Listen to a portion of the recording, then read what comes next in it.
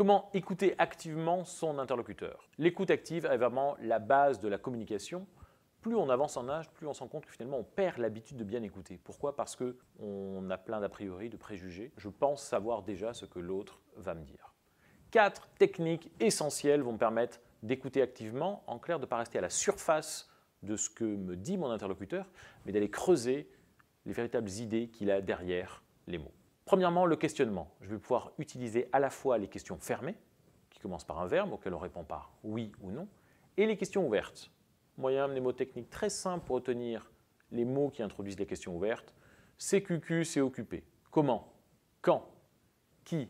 Combien? Quel? Où? Pourquoi? En commençant vos questions par ces mots-là, on ne peut pas vous répondre oui ou non. Ça permet de laisser du champ à son interlocuteur pour développer sa pensée. Deuxièmement, évidemment, la reformulation. Technique extrêmement classique avec cette formulation. Si j'ai bien compris. Attention, la reformulation est une question. Notez bien un point d'interrogation. J'obtiens la validation de mon interlocuteur. Autre point, la reformulation n'est pas une répétition. Je ne me contente pas de faire un écho à ce que vient de me dire l'interlocuteur, mais de reformuler, de reprendre l'idée de mon interlocuteur avec mes propres mots. Troisièmement, le silence. Attention, on dit évidemment que le silence est un outil. Le silence est une technique.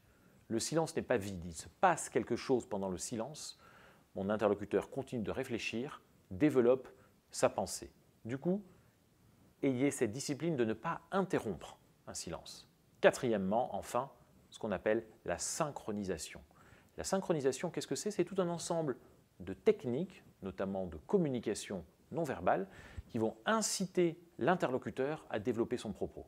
Premièrement, je vais avoir le contact visuel. Je regarde l'interlocuteur dans les yeux. Je lui montre de l'importance, de l'attention. Deuxièmement, je vais avoir le oui verbal. Des petits mots qui montrent de l'intérêt à mon interlocuteur. Oui, ah, d'accord. Troisièmement, le oui non verbal.